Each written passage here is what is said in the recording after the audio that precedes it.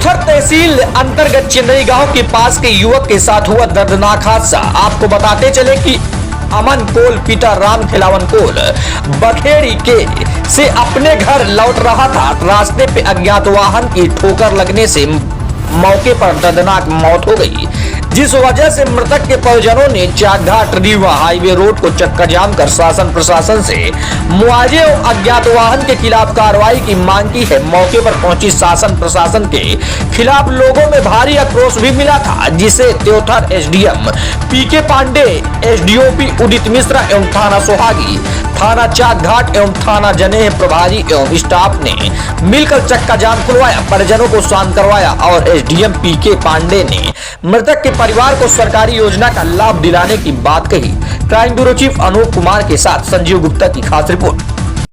क्यों उल्टा सीधा बोलता है? हमको न्याय चाहिए, न्याय। उसकी ये घटना सर ये कल की है, कल 7:45 बजे की बात है। रात में कहाँ जा रहे थे? वो चाकघाट से घर जा रहे थे फरादी, ड्यूटी करके घर राजेश फरादी। अच्छा, बारिश के समय? बारिश के टाइम सर। अच्छा, तो किसी पे शक है आपको? सर हमको शक किसी पे नहीं है, खाली ये हमको चाहिए कि अगर वो लाश अगर वो जा रही है, किसी इंसिडेंट हुआ तो उसका लाश वहां तक कैसे जाएगी, कैसे वहां तक पहुंचेगी? गाड़ी यहाँ खड़ी है, वहां जाने के बाद उसके जेब में मोबाइल है, उसका चार्जर, उसमें थोड़ा भी खरोच नहीं आया, उसका शरीर ऐसी तैसी हो गया, तो ये क्या सही है? शासन प्रशासन से क्या मांग है आपकी? शासन प्रशासन से यही मांग है कि हमारी मांग लड़के बच्चे को पूरा उसको देना चाहिए, पढ़ाई लिखाई खाना खर्च सब उसको चाहिए, उसके अलावा हमें रास्ता नहीं छोड़ेगा। हमारी मांग इतना ही है। एक गरीब की अगर आप लोग नहीं सुन रहे हो सर, तो फिर बड़े आदमी की तो आप कभी नहीं सुनोगे। सोचोगे अगर उसको बोलेंगे तो हमको 10 लात मारेगा, अरे गरीब को खुद ही आप सोचोगे कि इसको 10 लात मारते हमारा क्या करेगा? ये गलत है सर। गरीब से आप बड़े आदमी बने हो तो क्या ऐसे है कि गरीब को हर समय आप सताओगे? बड़े आदमी बनने के बाद गरीब को सताओगे, गलत है ना? गरीब के पास आके पैर छुओगे, ये करो वो करो। अगर गरीब नहीं होता तो शासन कहाँ होता? पूरा मजदूर लेबर गरीब है, सड़क बनाया है, बिल्डिंग बनाया है, जहाज बनाया है, ट्रेन बनाया है। मैं जानता हूँ कौन बड़े आदमी ऐसा बनाता है, पूरा गरीब आदमी बनाता है। जो मजदूर है वही बना, उसके दम पे पूरा दुनिया चल रही है। वही सब करता है। हम नहीं करेंगे, हमारा अगला भाई करेगा, लेकिन करेगा गरीब ही। हमारे यहाँ अगर जब मैं करूंगा दूसरी जगह करेगा तो अभी कौन करेगा? गरीब। पैसा वाला नहीं करेगा, गड्डी वाला, गरीब करेगा। तो गरीब की मांग अगर ऐसा है तो गरीब के लिए क्यों नहीं सुन रहा है शासन प्रशासन? पूरा सुनना चाहिए ना। घटना की जानकारी किसने दी थी? घटना की जानकारी किसी से नहीं मिली है। मोबाइल हमारे वो भाई के जेब में था। जब हमको ये मालूम पड़ा कि 9 बजे तक घर पे आ जाते हैं, उसके बाद 9 बज गया तो मेरे को ये मालूम पड़ा कि बारिश है, तो कहीं मान लो रास्ते में बैठ गए होंगे। फिर भी जब नहीं हुआ तो रह नहीं गया।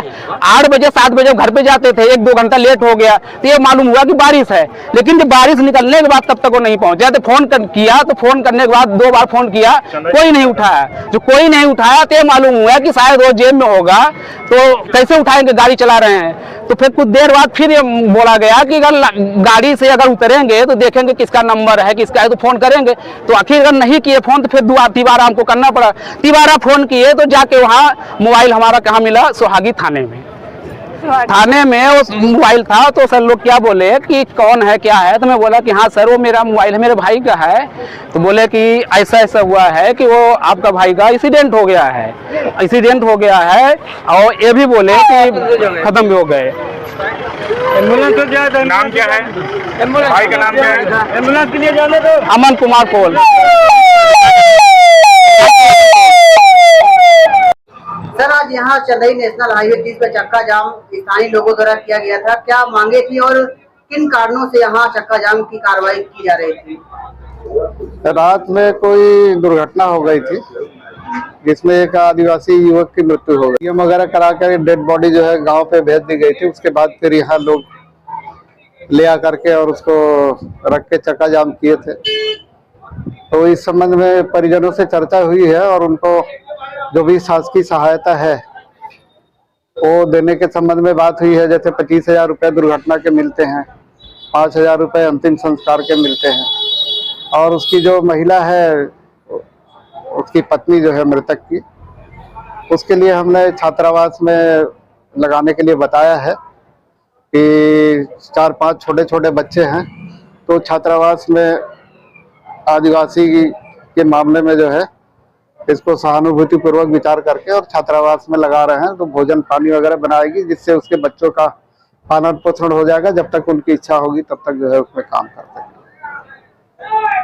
जैसा कि सर परिजनों द्वारा घटना को हत्या का आरोप लगाया जा रहा है, इस विषय में किस प्रकार की कार्रवाई की जाएगी? इसमें पुलिस जो है मार्ग जांच करेगी और प्रकरण कायम होगा और उसमें जांच करने पर जो है जो भी तथ्य आएंगे उसके आधार पे आगे पुलिस कार्रवाई करेगी। अभी प्रथम दृष्टया तो दुर्घटना का ही मामला प्रतीत होता है।